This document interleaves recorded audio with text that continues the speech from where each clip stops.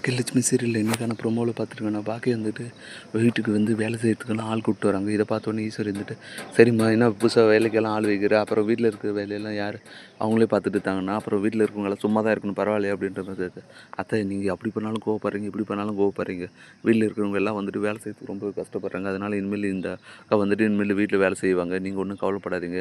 இனிமேல் அவங்க எல்லாத்தையும் பார்த்துவாங்க, நான் எல்லாத்தையும் சொல்லி தான் கூட்டிட்டு வந்திருக்கேன் அப்படின்ற மாதிரி சொல்ல, சரிம்மா வேலைக்கு ஆள் கூட்டிட்டு வந்துட்டேன், அப்புறம் சம்பளம் எல்லாம் யார் கொடுக்குது அப்படின்னு சொல்ல, அத்தை அதையும் நானே பார்த்துறேன், நீங்கள் ஒன்றும் கவலைப்படாதீங்க, உங்களை யாரும் கொடுக்க சொல்ல அப்படின்ற மாதிரி சொல்லிட்டு பார்த்தீங்கன்னா அவங்க கூட்டின அந்த அக்காவுக்கு பார்த்தீங்கன்னா எல்லா வேலையும் சொல்லி பொறுப்பாக பார்த்துக்கோங்க அப்படின்ற மாதிரி சொல்லி விட்டு போகிறாங்க.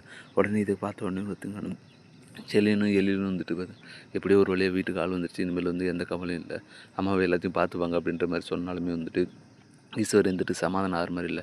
என்னடா இவ புதுசாக வீட்டுக்கெல்லாம் ஆள் கூட்டின்னு வரா, இப்படி வீட்டில் இருக்கிற வேலையெல்லாம் வெளியால் செஞ்சாங்கன்னா அப்புறம் வீட்டில் இருக்கிறவங்கெல்லாம் என்ன பண்ணுவாங்க, அவங்களுக்கு தெரியுமா எனக்கு எப்போ சாப்பாடு கொடுக்கணும், எப்போ இது பண்ணணும்னு சொல்லிட்டு, ஏன் தான் அவங்க அம்மா இப்படி பண்ணுறா அப்படின்னு சொல்லி செல்லியங்கிட்ட பேசம்மா எப்படி பண்ணாலும் வந்துட்டு நீங்கள் அம்மா குத்தம் சொல்லிட்டு தான் இருப்பீங்க, அமைதியாக இருங்க பாட்டி, அவங்க ஏதோ ஒன்று பண்ணுறாங்கல்ல, உங்களுக்கு தேவை டைமுக்கு சாப்பாடு எல்லாமே வந்துட்டு கரெக்டாக அவங்க பார்த்துப்பாங்க, அதெல்லாம் அம்மா சொல்லி கொடுத்துப்பாங்க, நீங்கள் அதெல்லாம் நினச்சி கவலைப்படாதீங்க, நீங்கள் சாப்பிட்டு ரெஸ்ட் எடுங்க அப்படின்னு சொல்லிட்டு அங்கேருந்து கிளம்பி போக ஈஸ்வரி பார்த்திங்கன்னா வழக்கம் போல் புலம்ப ஆரம்பிச்சிடறாங்க.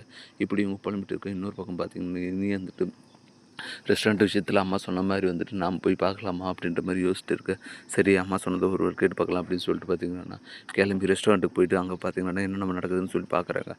அந்த டைமில் தான் பார்த்திங்கன்னா அம்மாவோட பேரும் இல்லை, எதுவுமே இல்லை, ஆனால் வந்து எல்லாமே வந்து அங்கிள் கண்ட்ரோலில் இருக்குது அப்படின்னு சொல்லி பார்த்துட்டு ரொம்பவே ஆச்சரியப்படுறாங்க. சரி அங்கிள்கிட்ட என்ன கேட்கலாமான்னு யோசிச்சுக்கிற டைமில் தான் சுதாகரை பார்த்திங்கன்னா ரெஸ்டாரண்ட்டுக்கு வராங்க. வந்தவங்க பார்த்திங்கன்னா ஏன்னா புதுசாக ரெஸ்டாரண்ட்டுக்கெல்லாம் யார் ஒன்று வர சொன்னது அப்படின்னு சொல்லி, இல்லை அங்கிள் சும்மா பார்த்துட்டு போகலான்னு வந்தேன், அந்த ரெஸ்டாரண்ட் என் பேரில் தானே இருக்குது, அதனால சும்மா அப்படி என்னென்ன நடக்குதுன்னு பார்க்கலான்னு வந்திருக்கேன் அப்படின்னு சொல்லு.